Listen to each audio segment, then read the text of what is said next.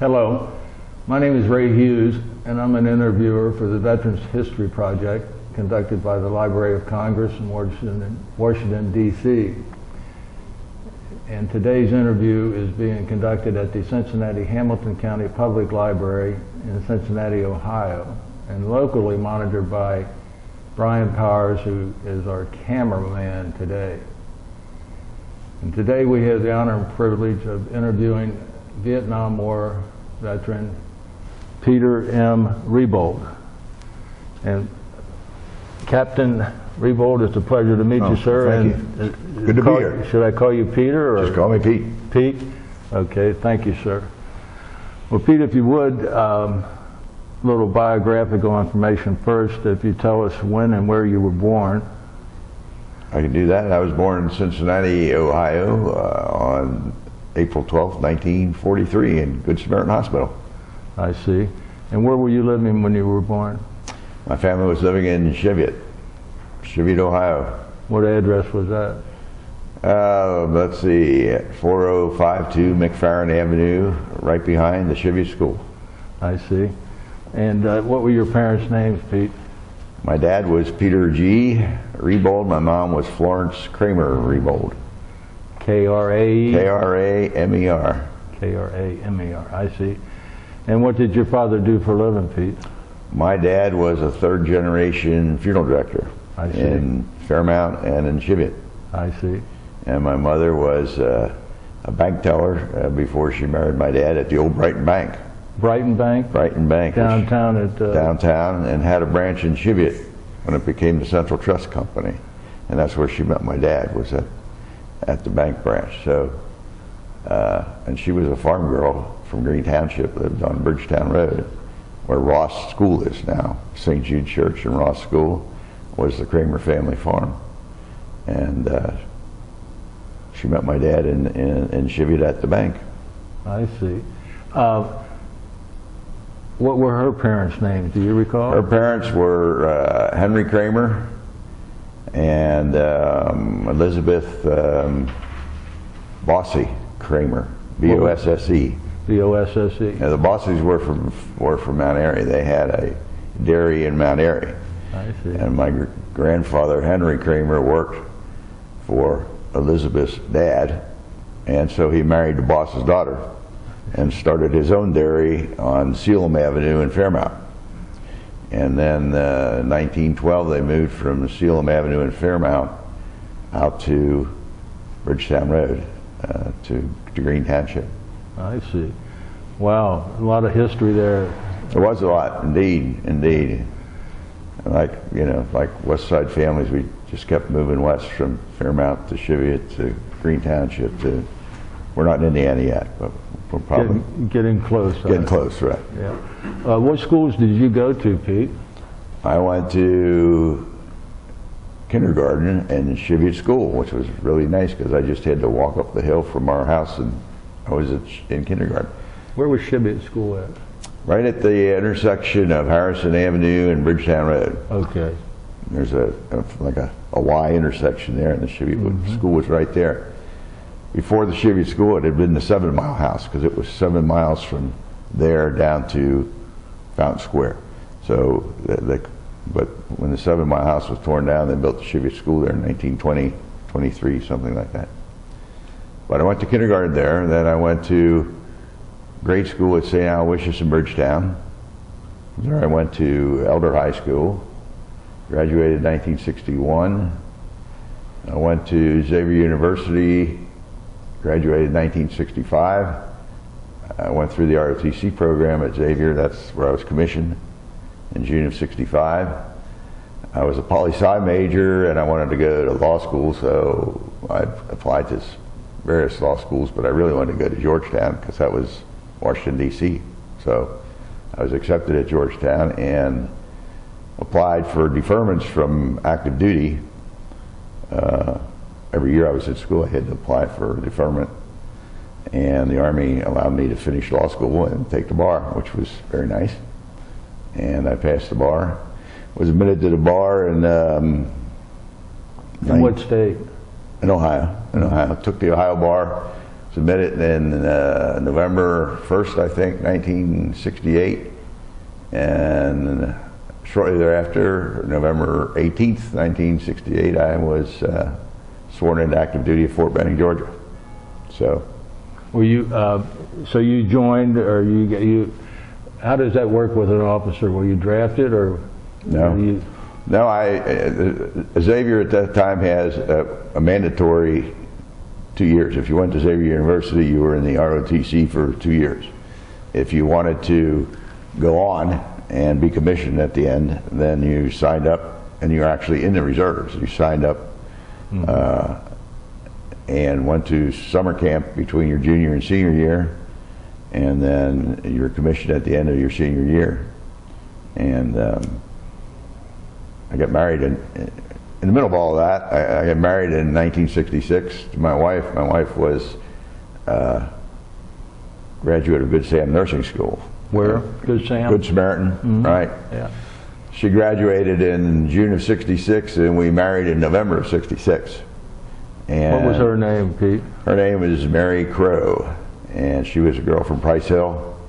Went to Seton High School, and I knew her for years because we all used to run around the same crowd and date together. So that was a good thing. We got married.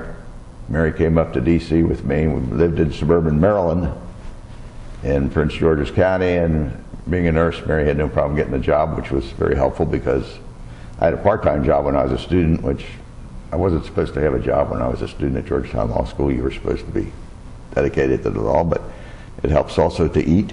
And so Mary had her job full-time, and I worked part-time always at Georgetown, and worked out well. I see. What hospital did she work there? I'm sorry? What hospital did she work at? She worked at Prince George's County Hospital in Prince George's County, and then there was a Seventh-day Adventist hospital. Can't remember the name of it, but she worked there for about 6 months before she went to PG County Hospital. So. And when did you have your first child, would you say? Is that before you went into service or after? No, Annie was born when actually, let's see, Annie was born 67. So I was a senior in law school when Annie was born. I see. I studied for my agency exam while Mary was pushing Annie out. I was studying for exams, and that was fun. And I gave Annie the book that I studied from while she was being born, and I wrote it and dedicated it to her and said, "This is what I was doing when your mom was having you."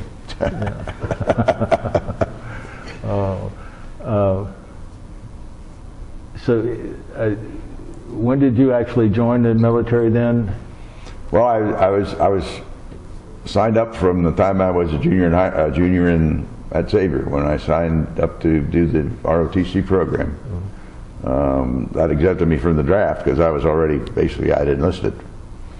I should say, when did you actually go on active duty? Then? Oh, when I actually go on active duty was November 18th, 1968. And where were you stationed first at? Did you go down to Georgia? Well, I found out, it was funny, Ray, because when Mary and I lived in Maryland, there was a gentleman that lived across the hall from us in a apartment building, and it was a suburban apartment building, and it was all young married people with maybe one kid. And across the hall lived John and Katie Katcha, and John was a Special Forces, U.S. Army Special Forces. I knew Katie before John came home. John came home from Vietnam. He was a captain, and when he found out my history and that I was a commissioned officer, and I was commissioned in artillery, which in those days when you graduated from Xavier University, it was an artillery school. So everybody that graduated from Xavier, took a commission, was an artillery officer. When John and I got to be friends, John was working at the Pentagon then. That was his assignment. He was on General Wheeler's staff. Earl Wheeler then was, I think, the Chief of Staff of the Army. Yeah. And so John was on General Wheeler's staff, and he said, "Man, you'll never make it." He said, you won't last 2 weeks in Vietnam as a forward observer, because that's what's going to happen to you. You'll be a forward observer.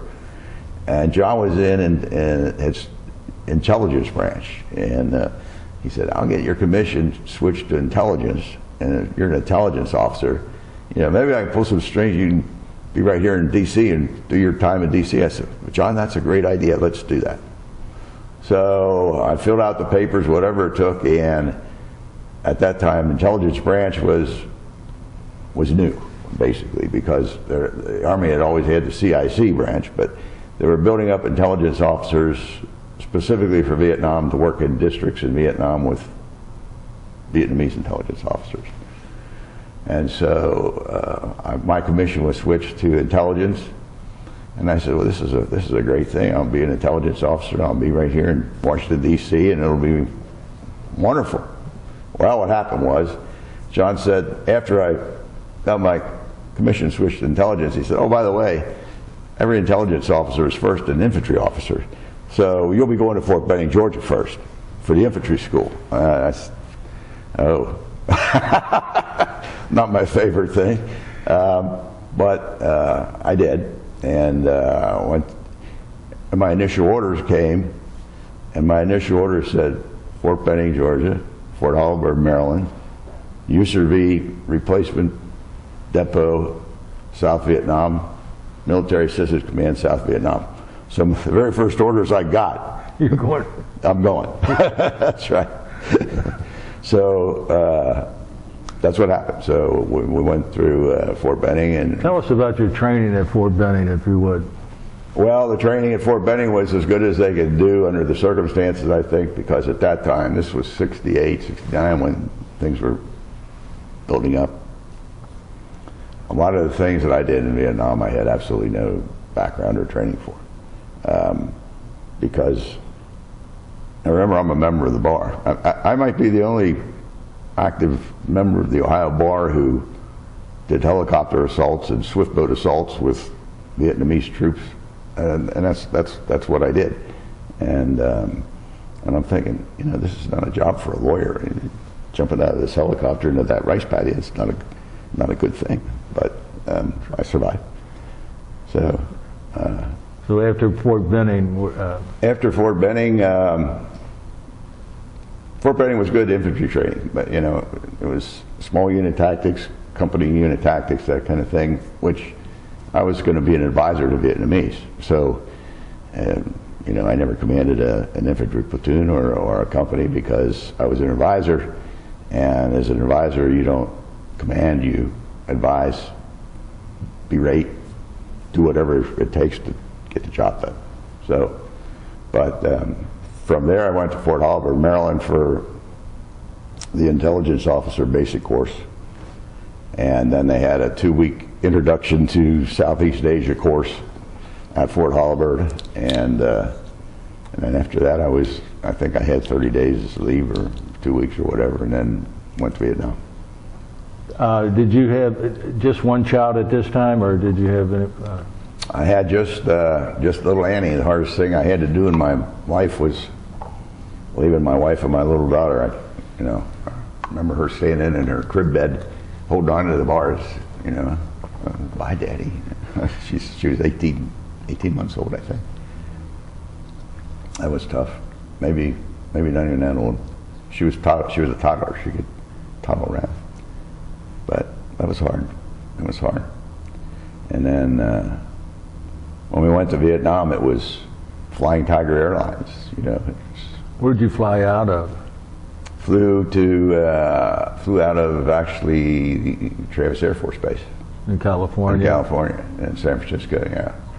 We flew out of there to, oh boy, stops in, I think the first stop was Honolulu, then Guam, then Manila in the Philippines, and then, I guess then after that, Tonsonet, but we had like 4 stops to get across the Pacific. And you were flying in Flying Tiger? As a Flying Tiger, charter airline, 707, stewardesses, you know, everybody just like we were flying from New York to California, only we're going from California to Vietnam.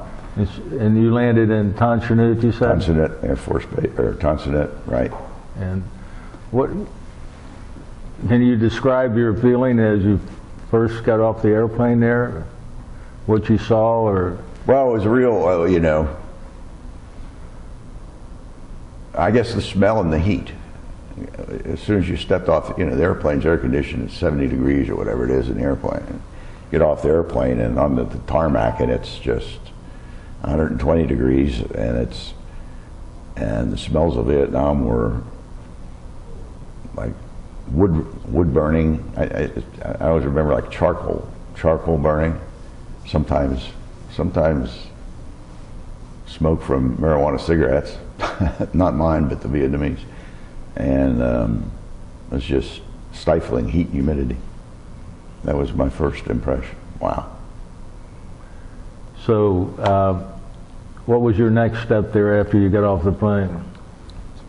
Well, they send you to the replacement depot, and you stay there 3 or 4 days till they decide what they're going to do with you and where you're going to go, which was really a good thing because it acclimated you a little bit to the climate. You know, you could get used to it a little bit. This is what it's going to be.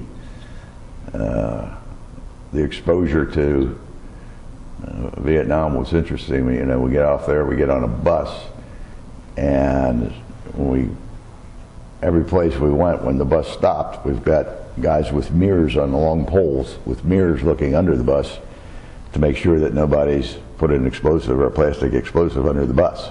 So that was part of the security, was those poles on long broomsticks, that they would look under the bus to make sure that there were no plastic explosive. That was one of my first steps. What are they doing? Well, they're making sure that nobody's going to blow up the bus that you're on. Oh, well, do that. Go right ahead. That's a good thing. And of course, the buses had cages on, had metal grates on the windows so that no one could throw a bomb or a grenade or whatever into the bus. So anyway, we were at the repo depot for a while. My original orders said I was going to be in, I can't remember the name, but it was going to be, it's basically in Saigon. It was like a suburb of Saigon, the district that I was originally assigned to. When I got to the final assignment, they said, well, Lieutenant, you're not going to go there. You're going down to Long Phu District in Ba Suen Province. And I said, oh, okay. And some of the people in the room kind of groaned and looked at each other, and I thought, what's this all about? Well, it turned out that Long Phu District has an island in the middle of the Ba Sac River. The Ba Sac River is one of the 5 mouths of the Mekong. In the middle of the Ba Sac River is an island called Yung Island. It's D-U-N-G. I called it Dung Island because it was there was a connection there. But the Vietnamese, it was Dung Island. Island, right. And that was a VC hangout.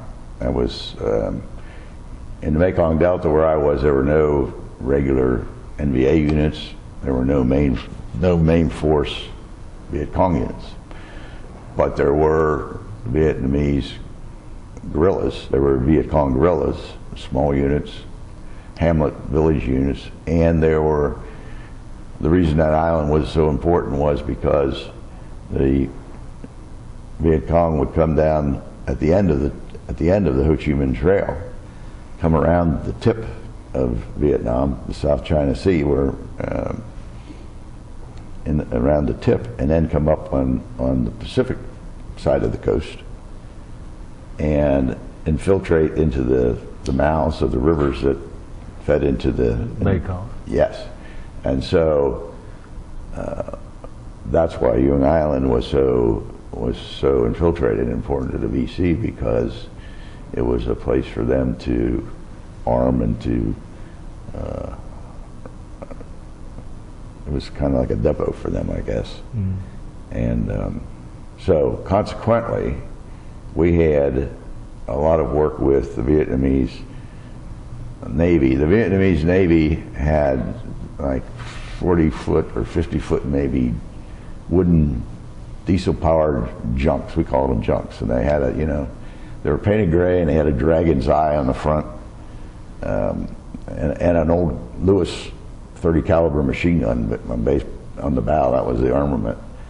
But that was the Vietnamese Navy, and we had 4 Navy advisors, our Navy, U.S. Navy advisors that lived with them, and were their advisors. We were further down the canal, and we lived in the Long Phu District headquarters with the captain, who was a captain in the Vietnamese Army, and he was in command of the district and of all the local forces in the district. And it was our job to advise him with his logistics and basically to make sure that when he wanted to mount an operation, that we could line up the U.S. assets and lay on the U.S. assets for him, the helicopters, the swift boats, the whatever it took to mount an operation against the Viet Cong. And so I tease some of my guys, the Seabees in my VFW outfit, because I told them I was on more Navy boats than you ever were, and spent more time on a Navy boat than you ever did, because we were on swift boats a lot in the Mekong Delta, and the swift boats were those 50-foot floating armaments with an over and under 50 caliber and 81 millimeter mortar on the stern. Then on the bow, generally 40 millimeter grenade launchers and twin 50 calibers and a turret, and a rotating turret above the bridge, and then M60 machine guns on the side. So it was a floating armament, and many times we used those swift boats.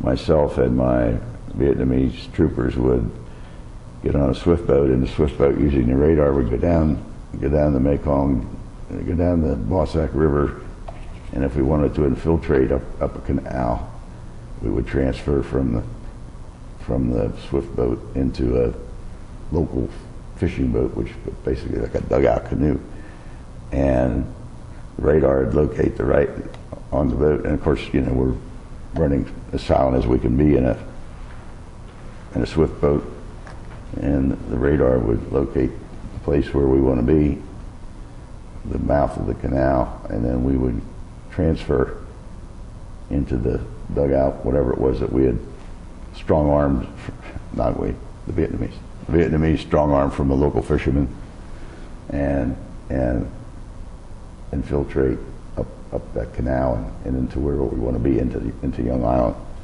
And my most frightening times of Vietnam, other than being shot at, or making one misstep, getting out of a swift boat, because it wasn't easy, because the swift boat was up here, and the dugout canoes down here, and I've got my M16 and my ammunition and my everything I'm carrying. And one misstep, and I'm at the bottom of the Bossack River, and I'm not coming back up. That's one of my nightmares. I was lucky, but that's some of what we did. So, as you're going up there, up the canal, so to speak, in that fishing craft, how many men are in that boat with you? Depending on how large they were, how big. Now you're on a search, and what we're trying to do is we're working on intelligence that my Vietnamese counterpart has an intelligence net, and we're working on intelligence that he has gotten that there's a Viet Cong operative up there. We were always after what was called the Viet Cong infrastructure. The infrastructure was the shadow government that the Viet Cong had of the Vietnamese government. So, and they had their own taxing. They would assess taxes and stop the farmers and take their rice for taxes and that kind of thing. So, when we had information through the Vietnamese net of a Viet Cong official or a Viet Cong higher up that we could snatch, that's what those raids were all about, was trying to grab that person for intelligence purposes. Unfortunately, in many cases, we would get there, the guy would have noticed that we were there and start running, and my guys would shoot him. So he was wiped out, but he wasn't any good for intelligence purposes. He couldn't tell us anything. So, but that was kind of the way it worked. But generally on those operations, it was myself and my radio operator, who was a PFC 18-year-old kid from Missouri, Husky farm boy, great kid. And it was myself and Gilmore and maybe 10 or 12 Vietnamese. The Vietnamese that I did most of those snatch operations with were what were called provincial reconnaissance units, the PRU. The PRU were Vietnamese who were trained by, basically, and paid by the CIA.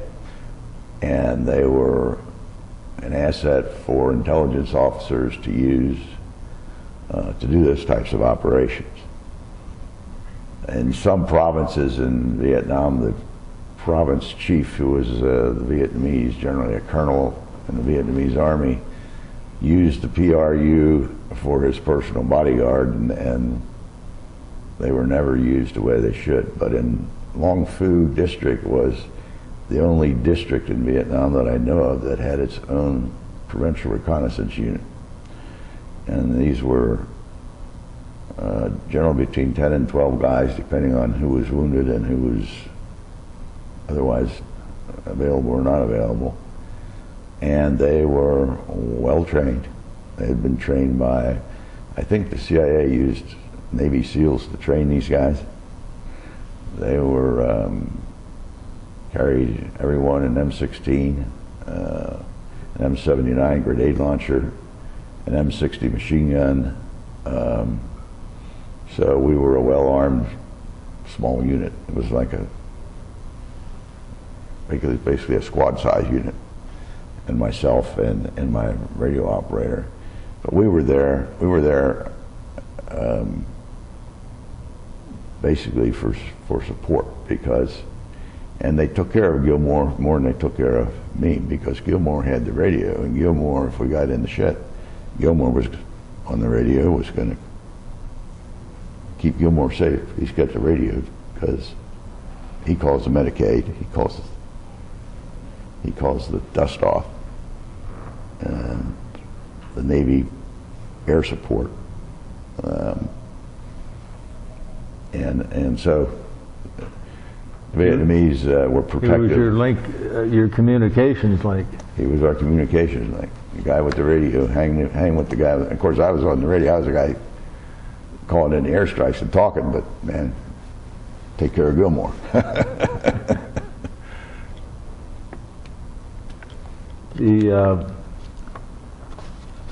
If you would, tell us about a situation where you had to call in airstrikes. We've very little documentation on that so far. Well, let's see. One that sticks out the most is we were on an operation, and Gilmore wasn't with me this time. I can't remember where Gilmore was, but I caught hell from my boss for going out by myself with the Vietnamese, and so I was the only American advisor with my group of killers. I was the only American advisor that went out on this operation, and we infiltrated at night, and we slept in a hooch and went out right before dawn to set this ambush. We were sitting in ambush along a canal, and to this day I don't know what tripped the ambush early, but the VC, there were more of them than there were of us. It was, I don't know how big the VC unit was, but from the fire that was coming at us, there were more of them than there was of us. And so we're behind a dike, and behind us is a rice paddy, and then the river. And I can't get the Vietnamese to, you know, when you're in that situation, you know, you throw as much fire out as you can in an ambush. It was almost like the ambushees were ambushed by the ambushers, or vice versa. And so the air support that we had in the Delta was all Navy, because they were there to support the SEALs, because the SEALs were also operating in the Delta. All, you know, they mounted all types of operations. But so I called for air support, and they scrambled to, their call sign was Black Ponies. Actually, they were OV-10s. And the OV-10s, the Vietnamese called them a toilet plane, because the tail of the OV-10 was not a tail that stuck up like that, but it was a tail that went like this with that kind of tail. And like a B-25. And the B-25 had a tail like that. Right.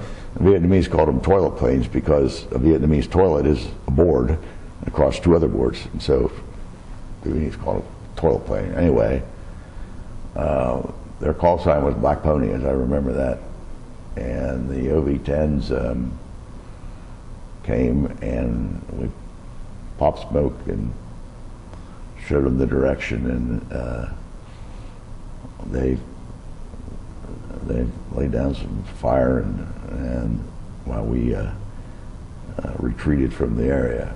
And when we got back to the river, I said to my Vietnamese, I said, we got to go back and gather what intelligence we can, and, you know, get a body count or see what's left after the airstrike.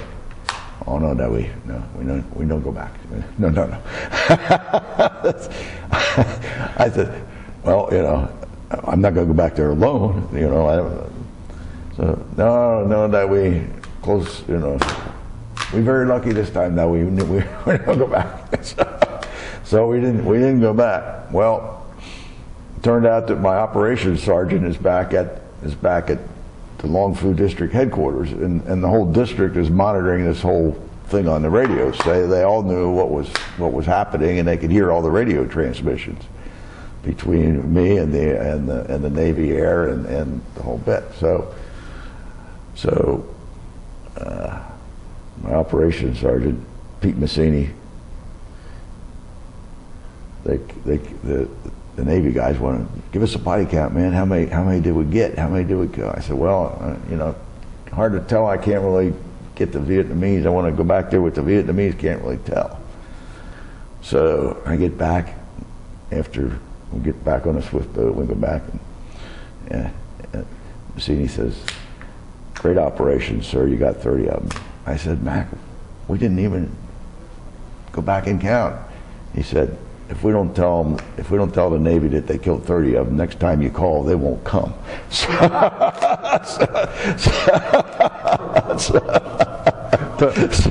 You reported 30. Massini was on his second or third tour, so he knew the routine. Yeah, he knew the routine. He said, "Great job, sir. You got okay." So then the Navy wanted to give these guys a medal for the VC that they killed, and we just kind of backed off. That was funny, but I learned a lesson from Massini. Yes. Oh well. So the thing that was frustrating to me about it as an intelligence officer was there was so much going on that I didn't know, because there were so many other intelligence nets operating. For example, NILO, the Naval Intelligence Liaison Officer, was a U.S. Navy officer. He had his intelligence net, okay, of Vietnamese that he paid. And the recipients of that intelligence were generally the advisor team, the U.S. Navy advisor team that was down the canal from us. excuse me, the CIA had its own intelligence net. I had none of my own. The Vietnamese had their paid agents, and so, but never the twain shall meet, because the NILO, the Naval Intelligence Officer, did not trust anybody that wasn't Navy. So I was never the recipient as an intelligence officer in the district of any intelligence that he gathered. It all went to the Navy advisory. The CIA generally worked with the SEALs, so their intelligence went with the SEALs. The intelligence that my Vietnamese guys gathered was what we had and what we worked with. And generally it was pretty good. But it was frustrating because there were these other nets out there and no one ever shared any intelligence, because for one thing, I had to trust the Vietnamese because I'm an advisor and I have to work with them every day. And I knew the ones that I could trust. The Navy intelligence officer didn't trust any Vietnamese. All of his intelligence went directly to his guys, and the Vietnamese don't get to know that. So it reminded me of when 9/11 came along, and all those intelligence operatives and all the intelligence they had on these guys. If they'd shared the intelligence, maybe they could have prevented 9/11. But intelligence officers are that way. They don't like to share sources, and they don't like to Territorial. share information. Yeah. But that's the way that worked. So on our advisor team, and this is the way advisor teams were set up. For every district in Vietnam, there was a district senior advisor. There was a province senior advisor who was generally a lieutenant colonel. And a province, think of a province as like a county. And then there are districts in that province, and think of a district like a township. And every district had its own Vietnamese commander, who was generally a captain in the Vietnamese Army. Every province had a province headquarters with a province senior advisor, who was a lieutenant colonel in the Army, in our Army, who was the advisor to the Vietnamese lieutenant colonel, who was the boss of the district, or the boss of the province. So there's a province headquarters that has, S1, S2, S3, S4, just like an Army battalion. There's a province headquarters, and then every district had a headquarters. So in the district, my boss was generally the district U.S. advisor was a major, and the Vietnamese top guy was either a major or captain in the Vietnamese Army. And we had, so my boss was the district senior advisor. He was Korean War veteran, major, battlefield commission, major. He had an assistant who was, well, actually I outranked the assistant guy, but that was different, who was a first lieutenant, who was the assistant district senior advisor or district advisor. Then there was my slot, which was intelligence. We had an operations sergeant for operations and a medic. So generally it was a 5 or 6 man team. And you lived with the Vietnamese, and we ate on the local economy. We lived with the Vietnamese. We got what they called a swing ship, which was a helicopter once a day, a U.S. Army helicopter that came and brought us ammo, sea rats, whatever. We ordered whatever we needed. But that was it. It was nothing like being in the line unit in the regular Army. It was. You were actually in the field then? You're not in. Right. Yeah. Well, it's kind of in the field. We lived in a hooch that the Seabees had built. It was plywood walls and tin roof, and regular old Army bunk cots. Mm-hmm. So it was a lot better than being in a line infantry unit up in the hill somewhere. But it was certainly, we'd go out on operations overnight sometimes and do that kind of thing. But most of it was trying to find the Vietnamese and trying to contact, or the VC, and trying to contact, get into contact with them and find them. Because we had one situation where the Vietnamese kept losing M16 ammunition. I mean, where's that ammo going? And then it turned out that the brother-in-law of one of the VC, and every village in Vietnam, because that was the next after district, the next sub-district where sub-thing was a village. So it goes village, district, province. So every village had a village chief, and every village had its own little self-defense force.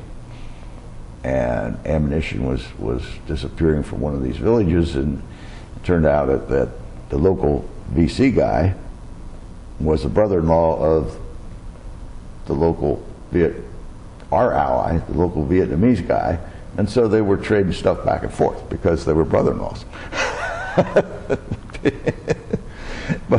But the problem with being an advisor was, and we repeated the same mistakes in Afghanistan and in Iraq. The problem with being an advisor was that the indigenous population knows that you're going to be gone. Maybe it's next month, maybe it's next year, maybe it's 10 years. But they know that you're not going to be there. They're there for life. They have to make their own arrangements so that they survive. Mm-hmm. So, there are all kinds of little back and forth stuff. And, some families played both sides of the street. You be the VC, I'll be the Vietnamese, I'll be with the government, and depending on who prevails, we'll help each other out and see what we can do. And we'll survive. And we'll survive. Exactly. Exactly. And I suppose it's much the same with the tribes in Afghanistan or whatever. But for us to think, it was extremely arrogant, I thought, for us to think that we could change their way of life and their form of government in a year or 2 years or 10 years, whatever it might be. Because their background, it was just different. I liked the Vietnamese people very much. I thought they were,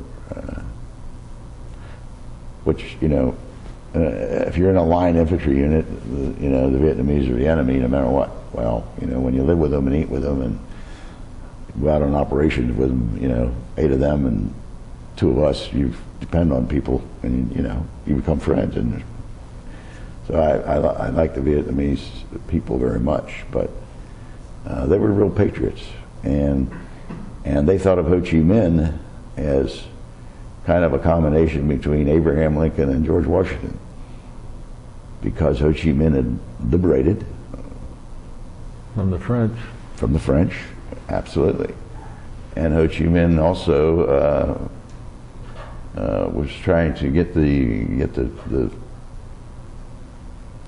serfs. I would call them, if it was Europe, I would call them serfs. People who were tied to the land, which one of Ho Chi Minh's ideas was to try to distribute the land and make the people the land, have their own land.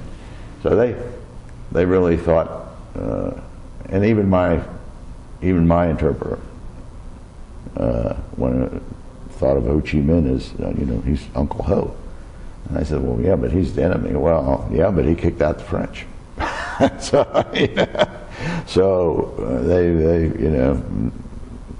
There was no hatred for Ho Chi Minh. He was a hero, even on our side, even on the guys that were supposed to be on our side. Mm-hmm. Which I found to be quite interesting. But it was.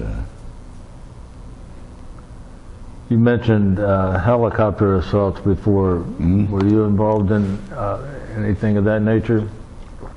Well, yeah, we would do those. Every once in a while we would get involved in a larger scale operation, because we were always trying to clean Zung Island, the island in the middle of the Bossack River. We were always trying to sweep that island and get rid of the VC, because it was a VC stronghold. So Sometimes we would mount company or larger than company size operations using both the U.S. Navy with swift boats and the Vietnamese Navy on the rivers side, and then use the helicopters to insert troops onto the island and sweep the island and see what we could find. And so those were the kinds of assaults that we did. We'd have the choppers would come and pick up the troops, the Vietnamese troops. And you could get a lot more Vietnamese on a Huey than you could U.S. because they're so small and so light. So we might have 11 Vietnamese on a Huey, and generally some of the crew chiefs have told me that were with the big red one or the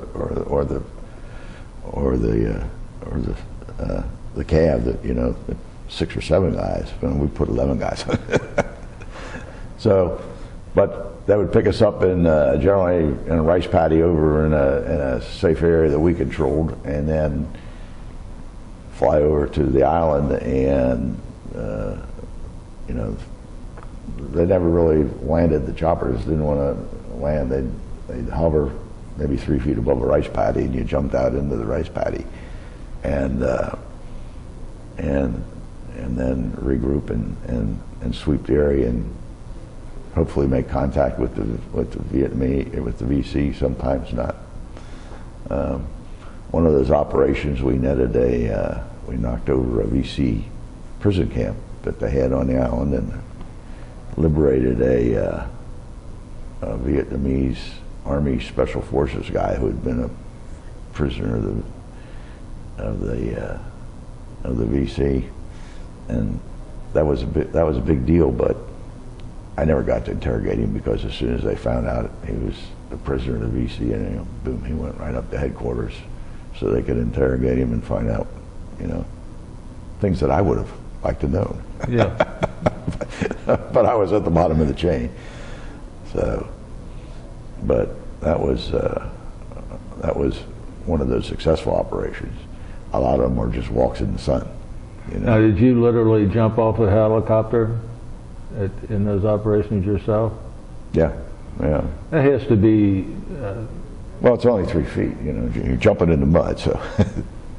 But still, that's got to be a harrowing experience. Well, the problem is you know, I only weighed 180 pounds then, but you know, the Vietnamese were light, and they could go through those paddies a lot faster than I could, because the heavier you are, the more you sink into the mud. And you sink into the mud up to here, so that's a hard slog. That's a hard slog. But and how'd you get out of there? Sometimes we would get back on the choppers. Sometimes we would go from the interior of the island where the choppers had dropped us to the coast, to the riverbank, and then the Vietnamese Navy would come with their junks and pick us up. And sometimes we made contact with the VC, sometimes we didn't. The Navy, and I went on several operations with the Navy swift boats, because the Navy would try to draw contact from the VC by sending one swift boat down the canal, hopefully making the Vietnamese think that, or the VC think that there's only one swift boat, and if that swift boat drew fire, then the other 2 swift boats would come roaring down full speed with their .50 calibers going full speed. And the Navy was, you know, that was one of the tactics that the Navy used.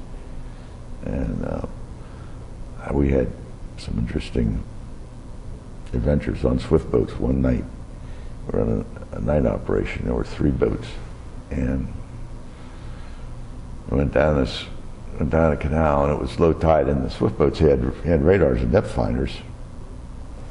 And I was generally on the bridge with the guy who was a Lieutenant JG, usually, who was the swift boat commander. Swift boats had like a five-man crew: a gunner, a machinist mate, the skipper, and an ensign who was usually the second in command, and then and then another gunner, because the top 50 was always manned, especially when we were in the canal, because you never knew what was going to hit you. And the 50s had the most firepower. That's one reason why I don't hear so well, because there's, when those twin 50s are right above your head firing, it's pretty loud. So, but I remember one night we were just coming out of the canal, and it was low tide, and one of the swifts went aground, and we're dead in the water, and so had to maneuver the other swift boat to throw a line to the boat that was stuck and pull them out. Just as we were doing that, there's a boom from the shore, and they missed us with an RPG round. Luckily, they missed us, but I mean, that one swift was sitting dead in the water because they'd run aground in the shallow water. But another time on this, and this was kind of funny, it was embarrassing to the Navy guys, but we were coming back from an operation, and the Navy skipper says, "Hey, I'll take you right on up to where you live. We'll go up the canal." And well, generally they didn't go in the small canals, because they were hard to maneuver. So, but this guy's, he's a hotshot, so he's going to take us up. Well, the tide is coming in, and it's fine when we're going with the tide, and he drops us off when we get off. Well, the tide is coming in so much that he can't turn the swift boat around to go back to the Bossack River, and the swift boat gets pushed up against a bridge, and so the tide keeps pushing the swift boat, and the swift boat's stuck against the bridge, and the Vietnamese are saying, "Oh man, the Americans are going to finally got a bridge, and the Americans are going to wipe it out with a swift boat." So the Vietnamese start scrambling, look like an anthill. They're scrambling. So they get a line on the bow of the swift boat, and the Vietnamese guys get off the bridge, and start pulling on the line to pull the bow back into the current, so that the engines because the engines could overcome the current, but the swift boat was sidewise to the current. So they pull, and finally they get the bow back into the current, and then the engines took over and went. But that bridge was always bent after that. Never. Is that right? Yeah. You must have been pretty close to the mouth then, with the tide being that strong. It was. Yeah. It wasn't far from the South China Sea. In fact, when I got there, I went on a helicopter recon, and they flew us over the whole district, and we were not very far from the South China Sea at all.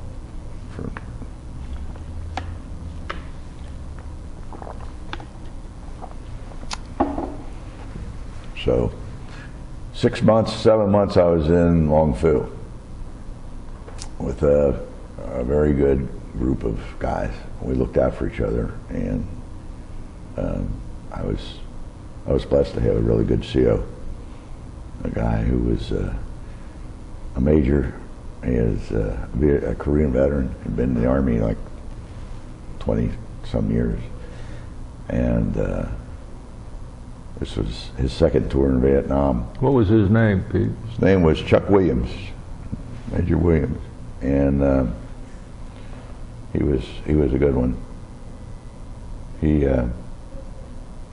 had gone to the Vietnamese language school in Washington, D.C., and he could speak some Vietnamese. But Vietnamese is a very difficult language. It's a tonal language, very difficult. But he had gone because he had done one tour before as a district senior advisor, and so when he came to Long Phu, that was his second tour as a district senior advisor. And he could speak some Vietnamese, but part of the problem is, and this was a problem that every advisor had, how are you going to advise somebody if you can't speak their language?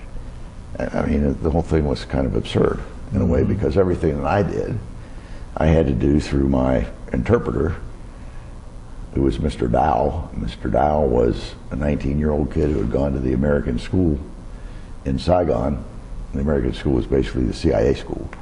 And he had learned, spoke very good English, and he was with me on every operation, and carried his M16. He was not in the Vietnamese army. He was paid by the CIA. He was my interpreter. Because I was the intelligence officer, I had my own interpreter in my own Jeep, which, you know, the district senior advisor had his interpreter in his Jeep. But I was junior to him, but I had my interpreter in my Jeep, which didn't make a lot of difference where we were because we just shared everything and did everything, you know. The blessing of living that way was the rank soon disappeared and everybody did what they did to get the job done, you know. We all knew that Chuck was the boss, Major was the boss, but we all knew what we had to do, and we did. I don't know if I could have made it in a real major, in a infantry division or a line unit. I was blessed to be where I was and to be doing what I was doing, even though, you know, I came back in one piece, but that was a good thing. But part of my problem was, wow. By the time I got to Vietnam, I was 25 years old. And most of the kids who got drafted were 19, 20 years old. So there's a real gulf between my view of the war and their view of the war. And even today, the guys in my VFW outfit who were drafted and who into a line unit, either the Marines or the Army, view the war and the Vietnamese a lot differently than I do, because, you know, I was married, had a kid, been through law school, you know, I was 25 years old, and I was basically a war protester by the time I got over to Vietnam. I mean, I thought the thing was a terrible, giant mistake. But I was also an officer in the United States Army, and I had to follow orders. So I did, and, you know, I soldiered and did what I had to do, and did my best at it.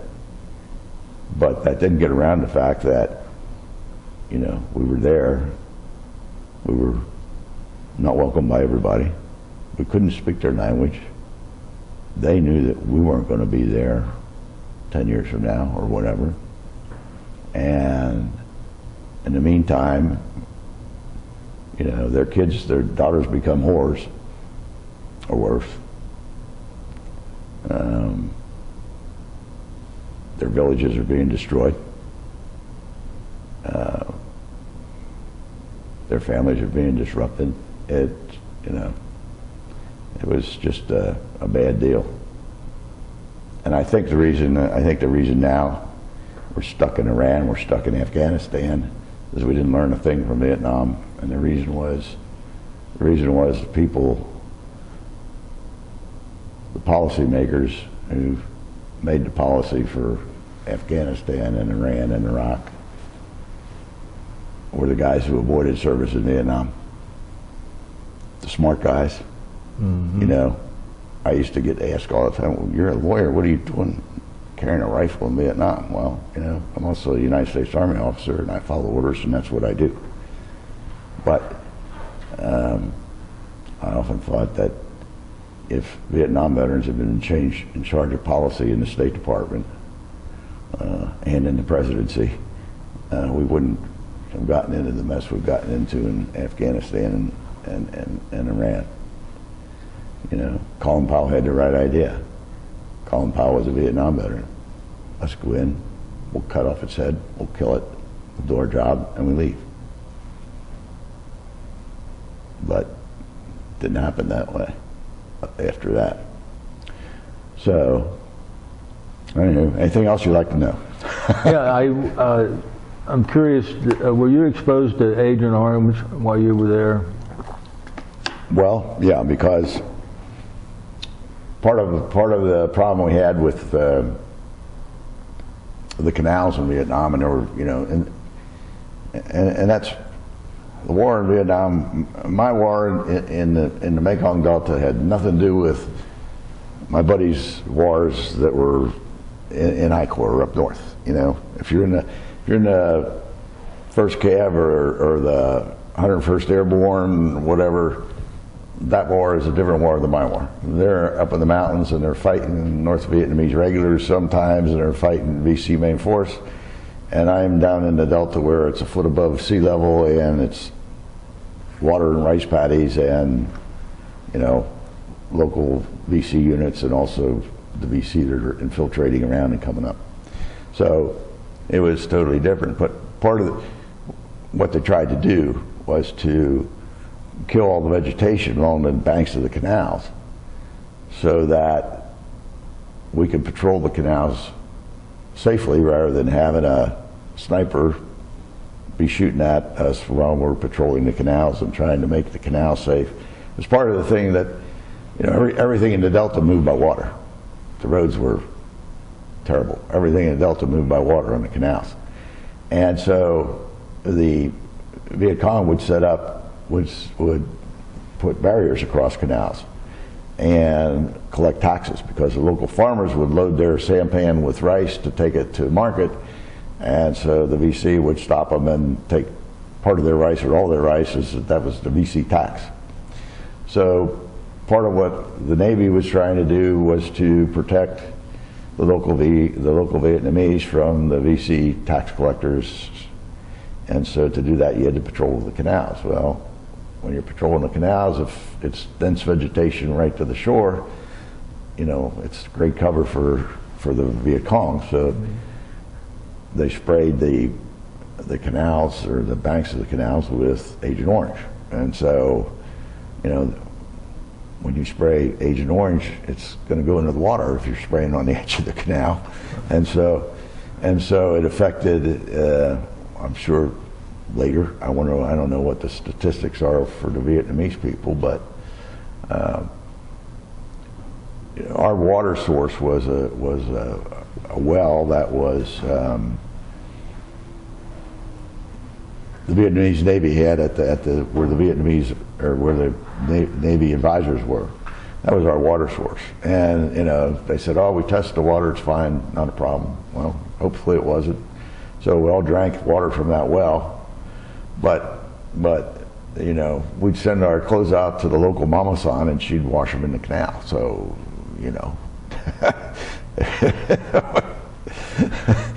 or if you waited, through, you're always, a lot of times you waited and through the canals, or across a canal, you rifle above your head and, tread water until you get to the other side. So, yeah, we were exposed to Agent Orange. We really were. And I don't know, I have not made a baby since Vietnam. My wife was pregnant 3 times before. We lost one. And Tommy was born when I was over there. But who was born while you were? My son Tom, he's deceased. Tom died in '98. He was born when I was over there. And but since then, nothing happened, and I've often thought that probably it was the Agent Orange that did that. But in a way, maybe it's a blessing, because I know a lot of guys came back and had children that were deformed, spina bifida and that kind of thing, that they traced Agent Orange. So just my family was limited to 2, and then Tom died of Hodgkin's disease at age 28. So we lost Tom. But he was born when I was in Kinh Giang province. After Long Phu, I spent 6-7 months in Long Phu, and I was finally getting to where my counterpart and I could work together, and we were making some progress, and I was promoted to captain. And so they said, well, you're promoted to captain, and we have a slot for a captain in the province, because that's a 03 slot in a province, to do the same thing you're doing, but do it at the province level and supervise all the people who were doing what you were doing. I said, well, I don't want to leave Long Phu because I'm making some progress and I'm you know, we're doing some good things here. So I went to the province senior advisor, to the colonel. I said, Colonel, you know, I don't want to leave Long Phu. I said, if I could stay here the rest of my tour, we could make some progress and maybe, you know, well, sorry about that, Captain. You're going to Kinyang. So I went to Kinyang, which was on the other side of the Vietnamese peninsula. And what corps is that in? I was still in I Corps, or in the 4 Corps in the Delta. Are you on dry land though at Kinyang? Kinyang was on the other side of the peninsula. I forget what that body of water was. The Gulf of Thailand? Maybe the Gulf of Thailand. I don't know. I have to look at them. I should have looked at the map before I came. You're moving eastward though. I was moving east. Yeah. Right. Okay. Long Phu was on the west side of the peninsula, and Kinyang was on the other side. And so I spent the last 5 months in Kinyang, living in the province capital, which was also Kinyang. And I didn't go out in the field anymore except for helicopter visits to the various districts that were in Kinyang province. And my job was to run that intelligence operation on a province level. Was Dow still with you? No, I left Dow, Mr. Dow, I left him in Long Phu, and I often wonder what happened to the Vietnamese that I knew in Long Phu, Mr. Dow. What about Gilmore? Gilmore, I lost track of him too. I don't know what happened. And I tried to find him on the internet. I can't find any of those guys on the internet. What was Gilmore's first name? Robert Gilmore. Robert Gilmore. I think he was like 19 years old. Big strapping Missouri farm kid. And, you know, he and I did a lot of stuff together, and I always told Gilmore, I said, man, you're the guy. I don't want anybody else but you and I going out on these ops together. So that's what we did. So. What type of, so you were at Kinyang for another 4 or 5 months? Right. Yeah, and when I was there, Tommy was born, my son Tom was born on New Year's Eve.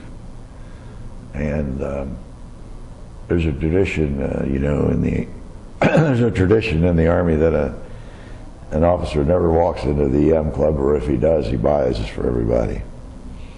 So we had, and Kinyang is, compared to Long Phu, Kinyang is a very secure area. You know, it's a city, good-sized city. It's not really a problem where you worry so much about getting shot by somebody. So in Kinyang, we had the Navy had a headquarters there. We had a headquarters there, and New Year's we had a New Year's Eve party, and everybody drank and had a good time. Well, I get a call a few hours later when I'm in my bunk. Captain Rebold, you got a call from the Red Cross. So I go and get to the field telephone. They said, your wife delivered a baby boy. I said, oh wow, this is great news. Wow. So I get up, and I go over to the EM club, and I say, hey guys, I'm a new dad. I'm a dad again. I want to buy you a drink. Oh, no thanks, sir. They're all over. I couldn't buy anybody a drink. New Year's Eve. No thanks, can't do it, sir. That was funny. That was funny. Only one and only time I ever walked into the EM club, I'm going to buy a drink because I'm a new daddy, and can't do it. While you're there at Kinyang, do you go back in the field any? Not much. Only helicopter visits to various districts, the districts in Kinyang. It was an office job, mostly. Did you have an interpreter with you at that point? I did. I had an interpreter. He was dodging the Vietnamese draft. The Vietnamese Army wanted to draft him, and he was a CIA employee operative. he was having his problems getting away from the Vietnamese draft. But I learned a lesson there because I had bilingual Vietnamese secretaries. I can't remember her name, Ba. She was a married lady, and she was married to a Vietnamese army officer. And she knew, and I guess at the higher levels they kind of figured it out, because we talked once about, you know, what happens when the U.S. leaves. And she said, "Oh, we have taken care of that." I said, "What do you mean?" She said, "Well, Cambodia, we'll go to Cambodia." They were feathering their nest in Cambodia because they knew that when we left, the whole house of cards was going to fall. Mm-hmm.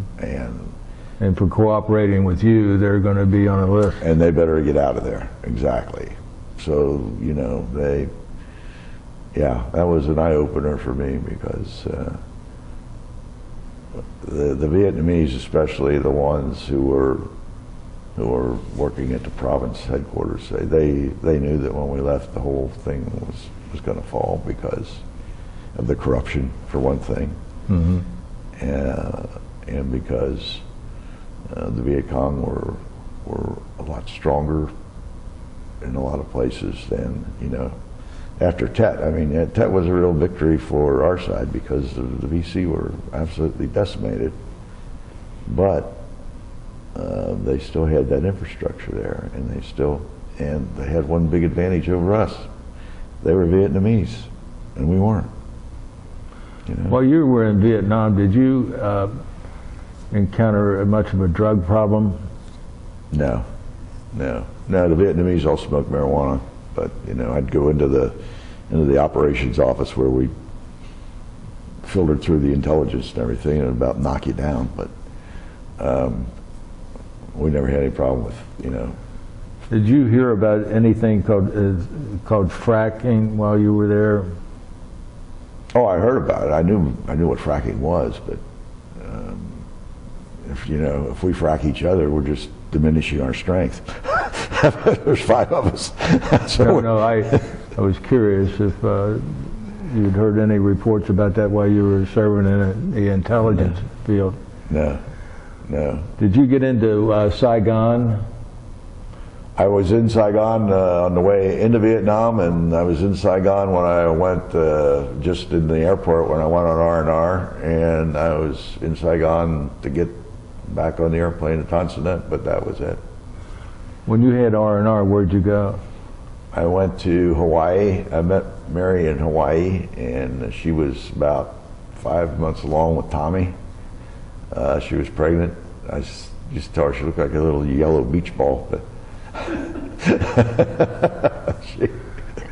But the ironic thing was, we stayed in the Rainbow Tower which was a Hilton hotel, but it was one the Army contracted for R&R. So it was the Rainbow Tower, which was very nice, right on the beach in Waikiki. And we went out on the beach, and after all I'd been through in Vietnam, I damn near drowned.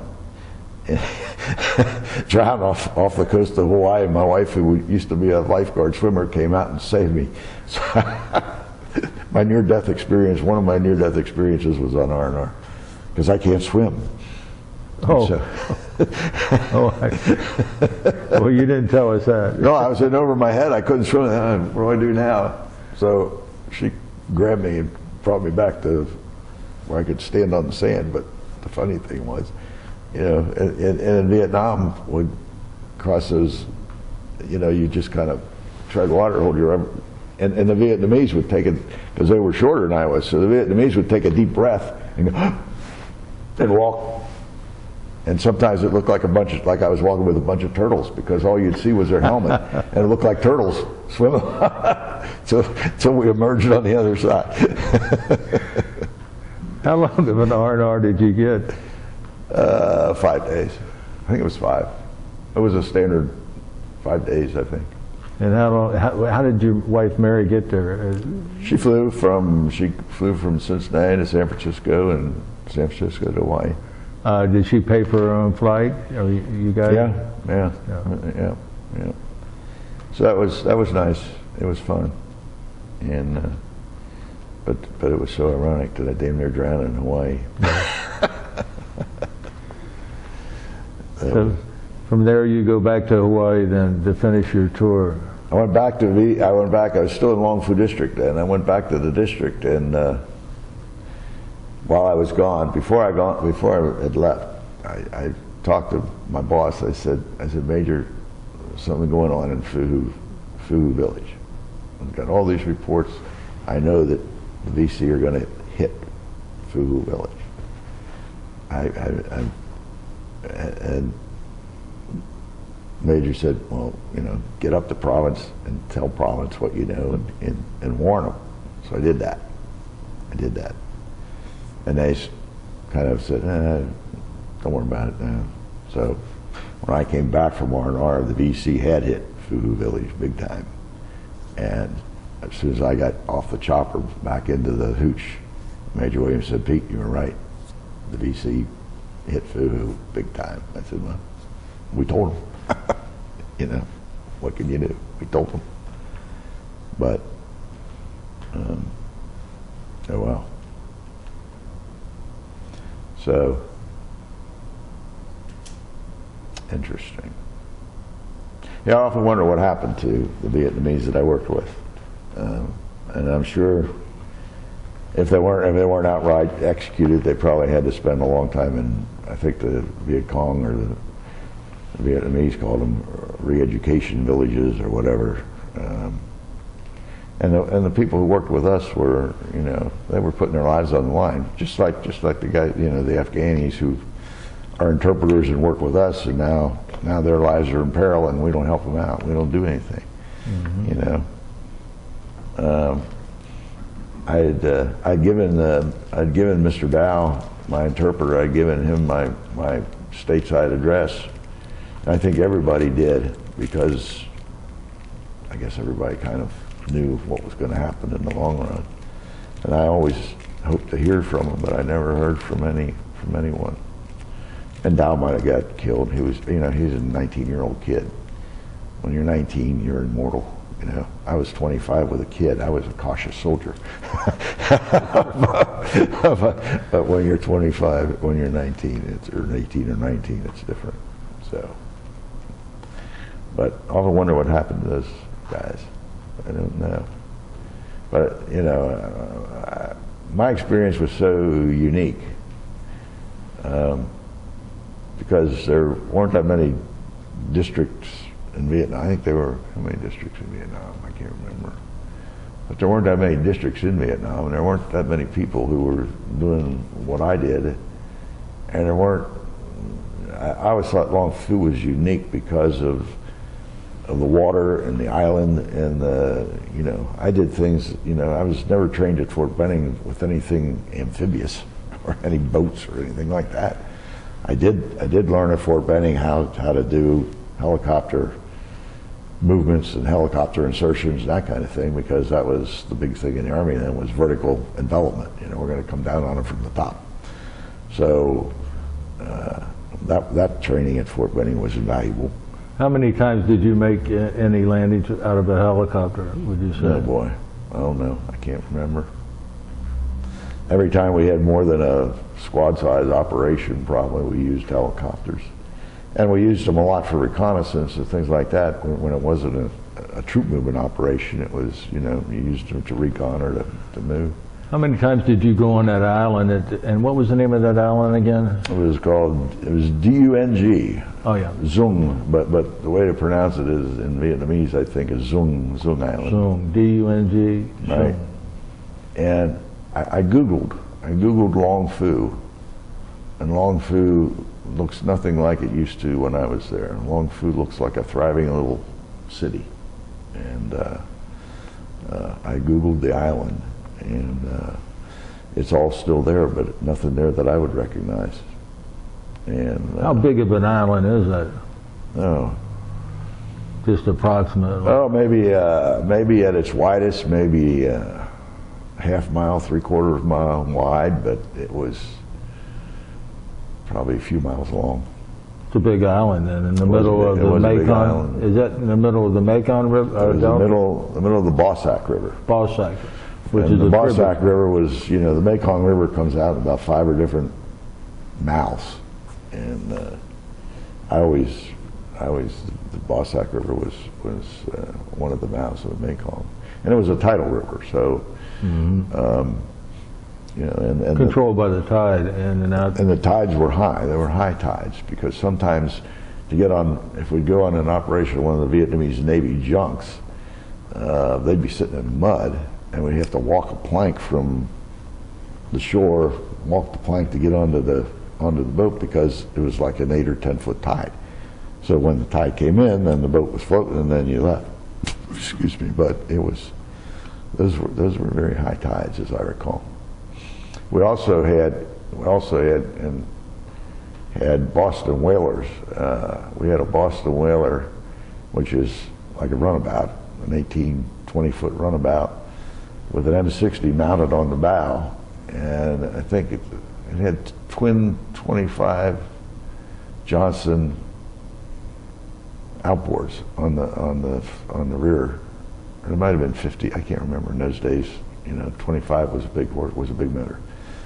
But anyway, there were twin outboards on the back, and we had an M60 mount on the front, and we used that sometimes to go up and down the canals. And I never used that one to infiltrate because the problem with the outboards was they'd get stuck in the mud. So the outboards were marginally usable. Whereas the Vietnamese fishing boats had a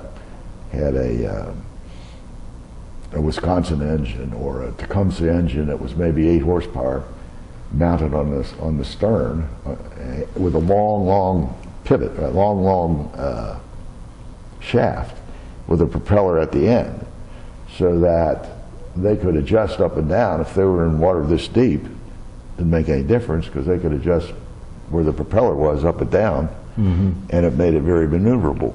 Whereas if you have an outboard that's sticking straight down, you get stuck in the mud. So the outboards were not all that usable. But I was told, I'd never witnessed it, but I was told that my predecessor in Long Phu once water skied on the river behind the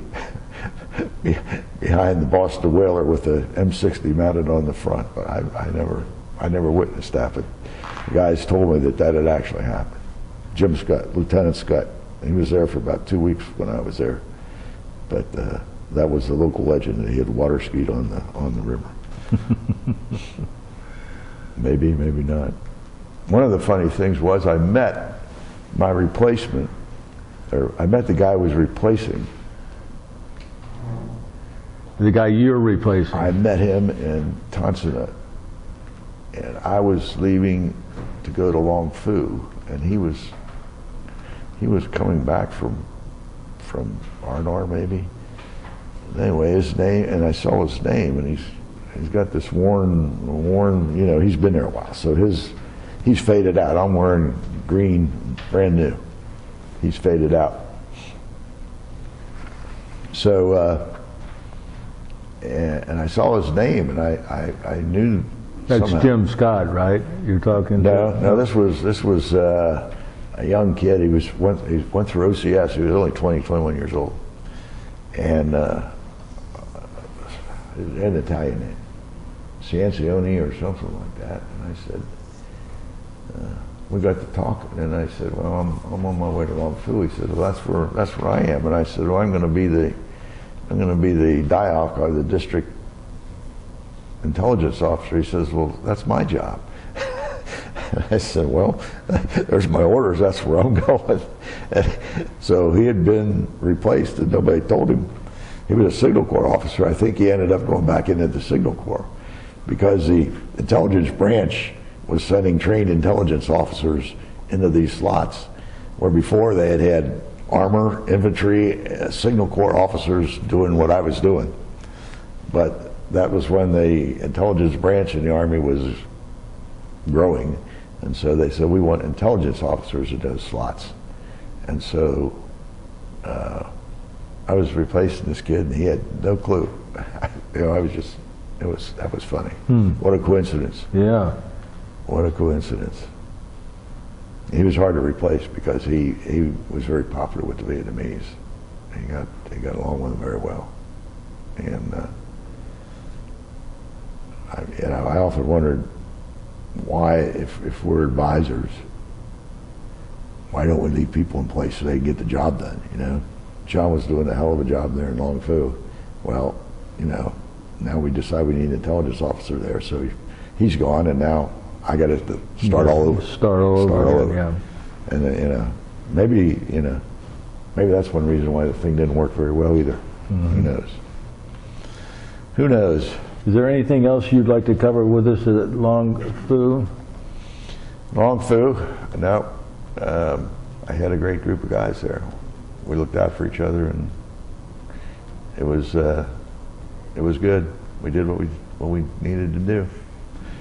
When I was in Long Phu, 2 of the Navy advisors were killed. The guys right down the. None of us, luckily, when I was there, none of us were wounded. The Navy guys, 2 of those advisors went out on one of those whaleboats, on a Boston whaler, and they were out interdicting Vietnamese shipping. And what they chose to interdict was a VC junk that was carrying cargo from the end of the Ho Chi Minh Trail around the tip of Vietnam and back up into the interior. And the Vietnamese, or the VC, hit them with an RPG, and both of them were killed. I remember that day very well, because they were guys we knew. You know, we worked with them, and it could have happened to anybody. It could have happened to us, but it happened to those 2, and they were both new to country. They were only there like 2 weeks, and that happened, and that was tough. And one of the other Navy guys got shot in the ass in an operation. He got shot in the butt. He was he got a little vacation out of it, went to Hawaii to some hospital. But none of us got shot. One of the Vietnamese did, but we were lucky. We were lucky. But you know, the crazy thing was, you tried to make contact. You made yourself bait to try to initiate contact, because that was one way to find out where they were. You know, and some of the crazy things I think we did, like going down those canals with one swift boat, you know, trying to draw fire. How crazy is that? How crazy is that? But no, maybe one day I'll go back to Long Phu. Who knows? That'd be interesting. That would be interesting. So when do you leave Kian Yang? I left Kenyang in let's see, I was there probably May. I guess I left Kenyang in May of 1970. 70, yes. Left there in May of 70, and came back, and they said, well, where do you want to go when you leave Kenyang? Because my 1-year tour was going to be up. I said, well, I'd really like to go to the Presidio in California. That'd be really nice. San Francisco, that'd be cool. Or I put down, what else did I put down? I can't remember. Fort Harrison, Indiana, Fort Indianapolis. Fort Campbell, Kentucky was my 3rd choice, and that's where I ended up. I was sent to Fort Campbell, Kentucky for 6 months, and Mary and the kids and I lived in Fort Campbell, Kentucky. And that time, that was an AIT training base, so it was advanced infantry. Right, yeah, it was pretty active. The 101st was their home base, but they were all over Vietnam. But they were using Fort Campbell for basic and AIT. And I became the Deputy Director of Security at Fort Campbell. And our job was to, and I didn't do it, I had warrant officers and E7s doing the work, was doing, I guess, when they processed in all these kids, they had to check their background and do basically like a cursory or initial background check on every security clearance. Yeah, right. CBI, complete background investigation. Yep. Yeah. And that was interesting at Fort Campbell. Ken Beard was my boss. He was a lieutenant colonel. He was a World War II guy, been through the Battle of the Bulge, and he was a good boss too. I was blessed. I had good COs. I really did. And Fort Campbell was interesting because the FBI was hanging around Fort Campbell a lot. They were looking for I don't, God knows what they were looking for. Infiltrators, VC, you know, there weren't any Vietnamese there. Communists, they were always looking for communists. So, and we had so many officers coming back from Vietnam, you know, instead of releasing them 6 months early, there were officers coming back from Vietnam they didn't have jobs for. So one of the guys that came back, he didn't come back from Vietnam, he came back from Korea, but he still got 6 months left on his tour. And he went in to see the colonel and said, "Colonel, you know, what's my job?" He says, "Well," he said, "Dan, I don't really have a slot for you now. Why don't you go to the library, go to the post library and look for communist materials in the library." That was what, and so Dan's job was to go to the library and make sure there was no subversive material in the library. And then when he wasn't doing that, he and the colonel played golf. So that was the second question Colonel Beard asked me was, "Pete, do you play golf?" I said, "No, sir, I don't." He said, "Okay." So when Dan came in, "Dan, you play golf?" "Yes, sir." So Dan was either in the library or playing golf with the colonel. But he did his last 6 months. It was fun. It was funny. So when are you discharged there? Are you at Fort Campbell when you're discharged? I was discharged from Fort Campbell, right, May 10th, I think, something like that. May the 10th, 1970? Yeah. November. Oh, that's right, it was November. I got November there in May, 10th. I was discharged in November. November 10th, 1970. Yeah. I was discharged then, and Colonel said, "You know, you can clear post a few days early if you want to. Get yourself together and clear post and just come back and sign out on the last day." So I did. Got it all together and came back home. So now the medals you were awarded for your service to our country, what are those on your chest there? Well, this is a Bronze Star. It's not a Bronze Star for valor, it's for meritorious achievement, which says that I did a good job trying to track down the VC. This is a National Defense Service Medal. This is a Vietnamese Service Medal. This is a Vietnamese Cross of Gallantry, which I've never been able to read the citation because it's in Vietnamese. But I think it's for the operation when we knocked over the prison camp on the island and liberated the Vietnamese captain. And this is another service bar. And what is that right where your finger is? What is that? Oh, that's MI, Military Intelligence Branch insignia. You know, infantry has cross rifles. This is the military intelligence insignia.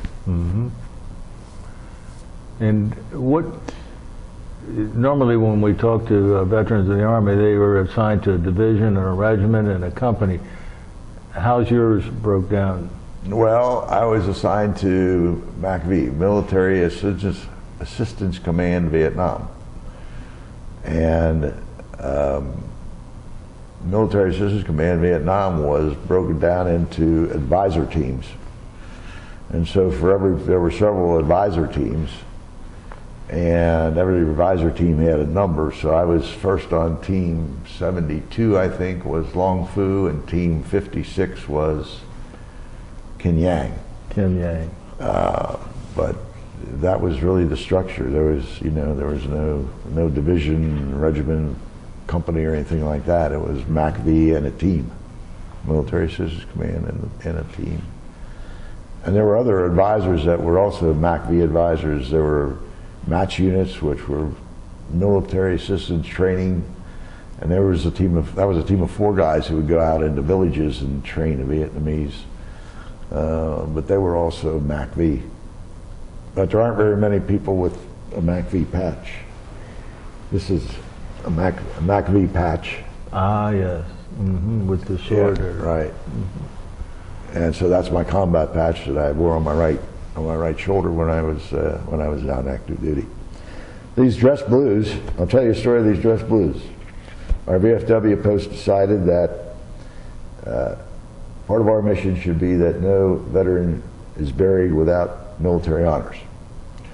So Dan Wilcox, who was a retired major, he's retired, but he was Army retired, said, why don't we, and we had an honor guard that we had khakis, but we weren't doing many funerals. We'd go in parades and things like that. And Dan showed up one time in his dress blues, and he said, I will go down to Fort Campbell with you guys, or Fort Knox with you guys, and we can, if you want, you can buy dress blues, and we'll do our honors at funerals in dress blues. So at first, 1 or 2 guys did, and then 3 or 4 guys did. So now we have about a dozen guys in dress blues who wear dress blues, and at the request of the local funeral home or of a family, we'll go to a veteran's funeral and fire the volley, play taps, present the flag, do whatever the family wants to do, whatever we want to do. The Army sometimes, or the regular services come because by regulation they have to come to a veteran's funeral if they're required. So if we get people from the regular Army or Navy coming,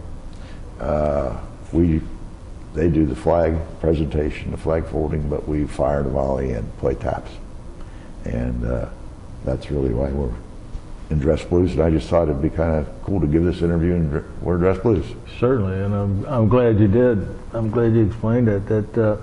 Now, do you fire a 21 gun salute at these funerals? No, it's really it's just a volley, 3 rifles, 3 times, boom, boom, boom.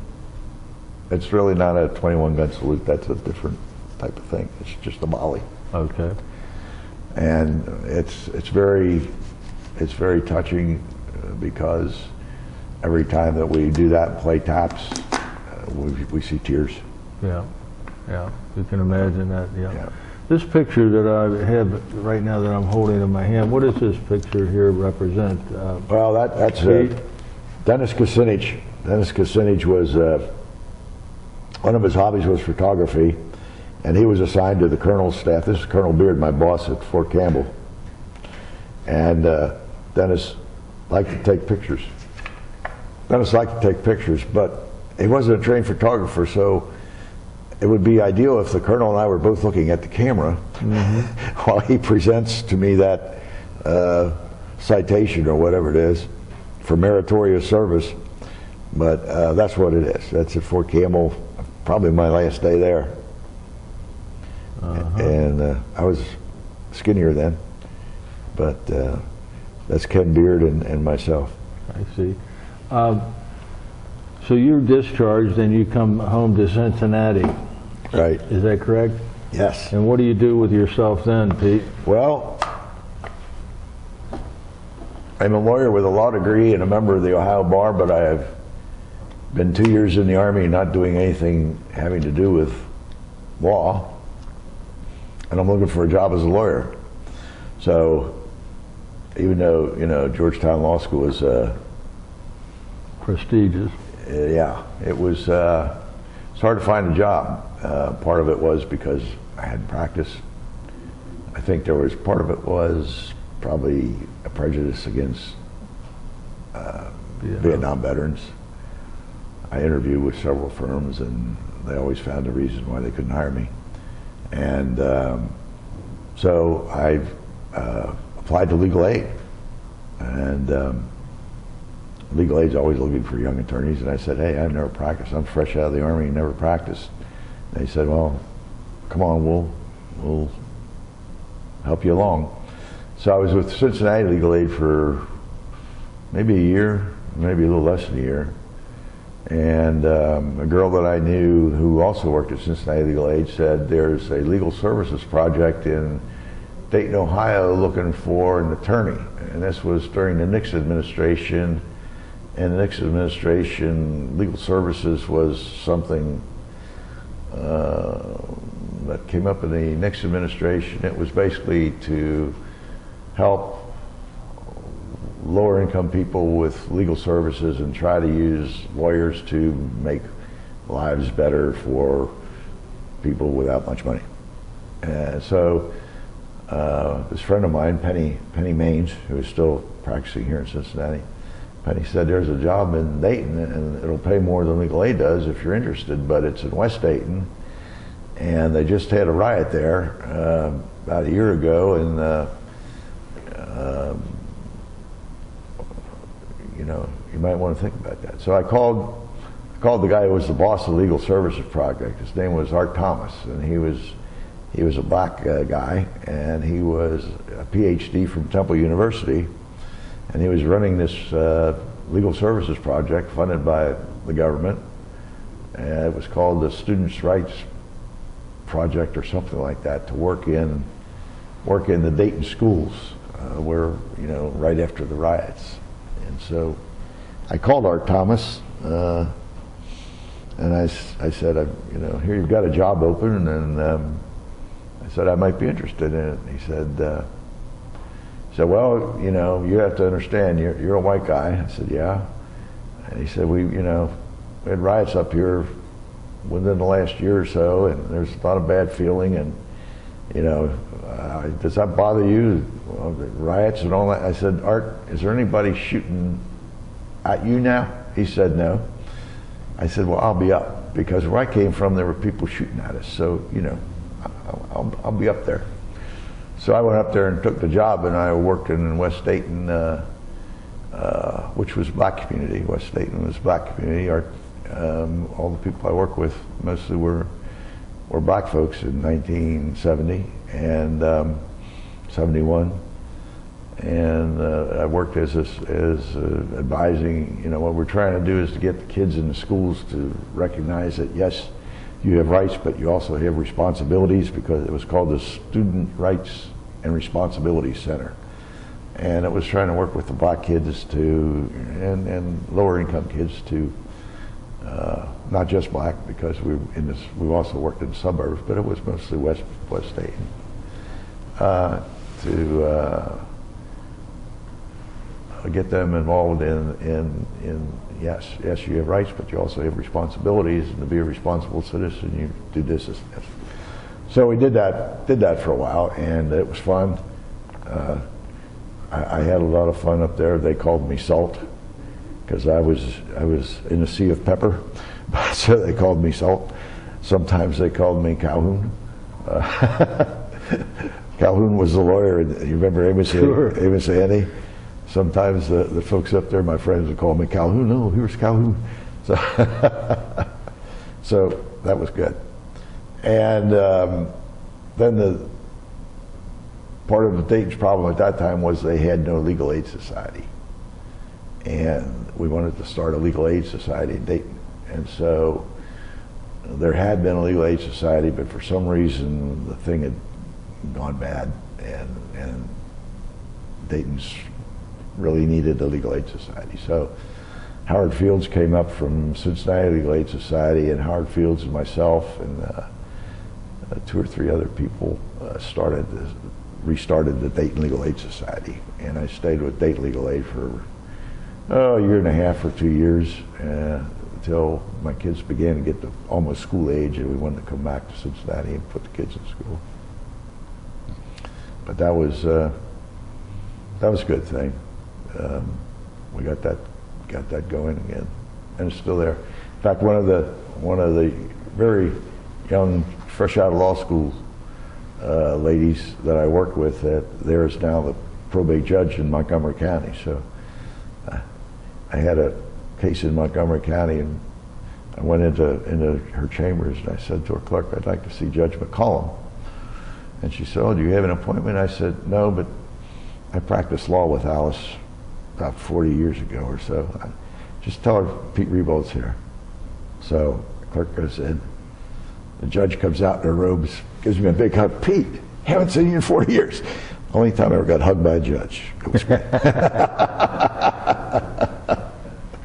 And I think she's still the probate judge.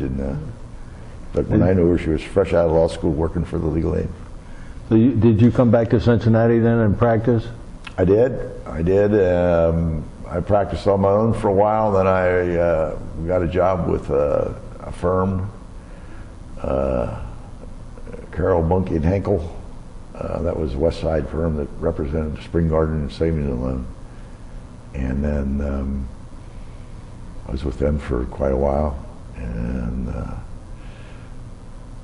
then my dad had a stroke, and he couldn't operate the funeral business anymore. He was a third generation funeral director. Our family started that business in 1882 from Fairmount and then in Cheviot. And so, and then I had a midlife crisis in 1986. I decided to become a funeral director so that I could keep the family business going.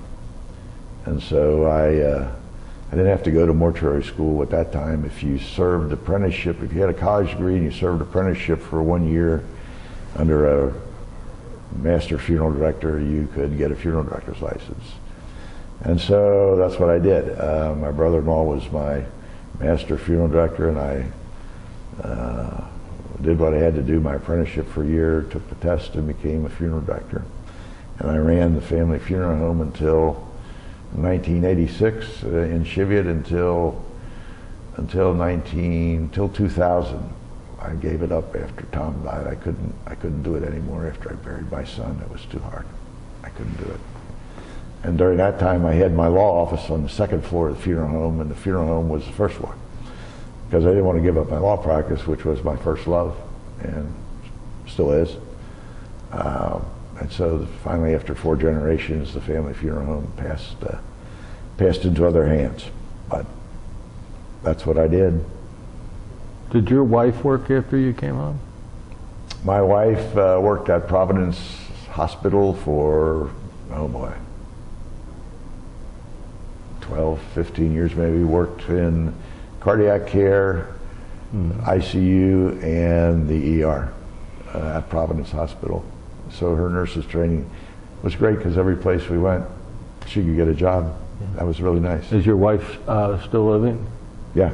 And how long have you guys been married now? 50, it'll be 52 this November. And children, one child? I have one child, Annie. Annie Wegman is 50 now, and she's married to Mark Wegman, who is an excavator and contractor. And I have 2 grandchildren, Catherine, Katie, and Tom. Mm-hmm. So, was Tom ever married? No, Tom was. My son was engaged to be married when he contracted that Hodgkin's disease and died. About 16 months from the time he was diagnosed till he died. He went through the stem cell transplant and all of that, but in those days, it was different. Right. Nowadays, you know, they'd have a lot better success with that. A lot better success. Well, at this point, I usually ask Pat if he has any questions he wanted to ask. And it's Pat Allen, who is the one who arranged for Pete to be here. He was my recruiter. Okay, well, thank you. Pete, you talked about the Vietnamese happy that the French had been run out. Mm-hmm. But, did they think that we were just taking the place of the French? when we came in, and we weren't going to be there long term. My assessment of the Vietnamese and the ones that and you must understand, the ones that I could talk to are people who were mostly interpreters or who knew some Vietnamese, so they had some American influence on them. But Trung Chi Muc, who was the district interpreter, and Mr. Dow, they were, above all, in my estimation, the Vietnamese nationalists.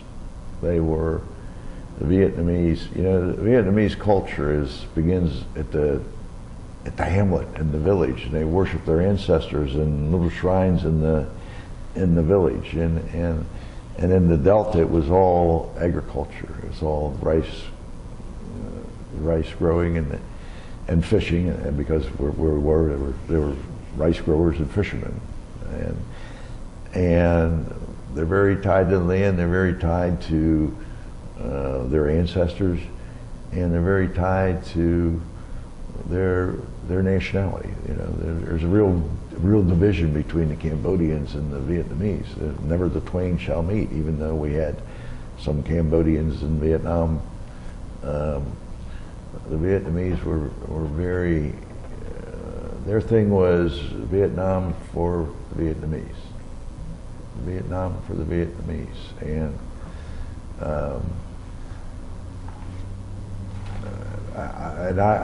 I think that, you know, they knew that they were going to be there no matter what, and anybody else was temporary, and we will do whatever we have to do to survive and get through this.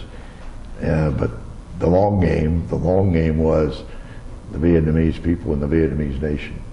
And, you know, I just feel that, and being a poli-sci major and a history minor, you know, I read a lot about the history of Vietnam and what had happened, and, you know, we just got on the wrong side with Ho Chi Minh, because after after World War II, Ho Chi Minh was looking to us. And when we more or less turned, and he was communist. I don't deny Ho Chi Minh was a communist, but he was more, in my estimation, more of a Vietnamese nationalist than a communist. And he turns to the Chinese and to the communists when we dropped the ball. And, you know, and now, 50 years later, you know, the USS Carl Vinson is in Haiphong Harbor. So round and round it goes, right? Yeah. So how was the food while you were over there in the various locations? We ate, well, in Long Phu, we ate on the local economy. We had a cook who would come in and go to the market, and a lot of fish, seafood. Once in a while we get something that was more American. You know, there was like a commissary in the province headquarters. There was like a commissary, and we get sometimes frozen meat in that they'd bring by helicopter. There was a road from Long Phu up to Soc Trang, which was the province headquarters. Soc Trang had an airfield, but the road was none of it was paved. And then you had to cross.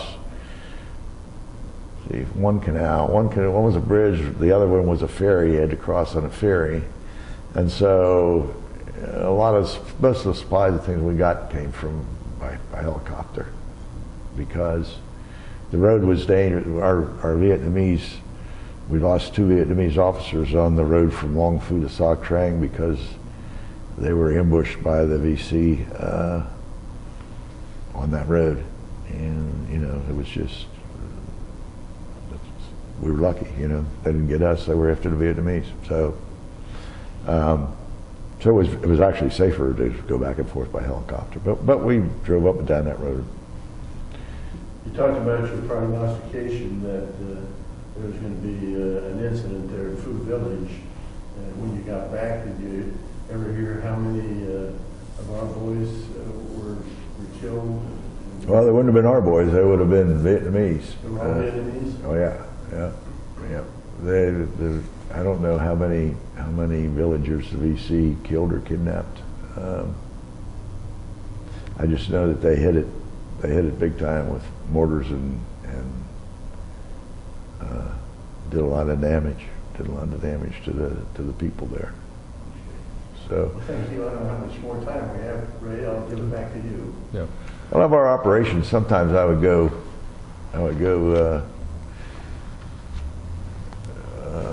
in the middle of the night on medevacs, because the U.S. medevac would medevac Vietnamese casualties, and you know, every little village or hamlet had its own mud fort where people would go in at night, and it was secure with a gate, and there were machine gun towers or defensive emplacements around it. And so they were targets for the Viet Cong, because the Viet Cong would like to mortar those little forts and sometimes attack them. And so we would have, the Vietnamese would have casualties, and so our job was to go out and with the medevac, and pick those casualties up and take them. Well, the problem was the medevac pilots didn't know the area, didn't know anything, and they didn't have any interpreters on board. So one of my jobs, and we kind of shared this job, myself and the other junior officer, would be and we had parallel radio circuits. You know, the Vietnamese had their radio net, we had our radio net. We didn't talk to them on those nets, but you know, the operators were sitting next to each other. So the Vietnamese would get a call, and he'd turn to us or come over to our hooch and say, you know, casualty in New Hu Hamlet. And so we would then call the medevac. Well, the medevac didn't know where that was. And so the medevac would come to, and you know, once again, crazy things we did, so that the medevac knew where to land to pick us up to go get the casualty. We'd take the Jeep out to a field, turn the headlights on, and that was the landing area for, you know, how stupid is that? But that's what we did, because that was the only thing we could do. So the medevac would come, touch down long enough to pick up us and an interpreter sometimes. Then we'd go with a map, with the interpreter, talking to and go pick up the casualty, and take them to the local hospital, which was in the province headquarters. But you know, those chopper pilots were wonderful. I mean, I landed one time with these guys. I swore the rotor blades were going to take the palm trees down, because we were just in a little place. Set it right down, picked up this casualty who was bleeding all over the place. It was straight back up and go. Those guys were amazing. They were just amazing. Yeah. They were good. They were good. Well, Pete, Pat just told me that we've almost run out of our tape. So okay. It's at this point in the interview, I want to thank you for this interview. Oh, well, thank you. I appreciate the opportunity. And I want to thank you for your service to our country. Oh, thank you. And I mean that sincerely, sir. Thank you. I appreciate that very much.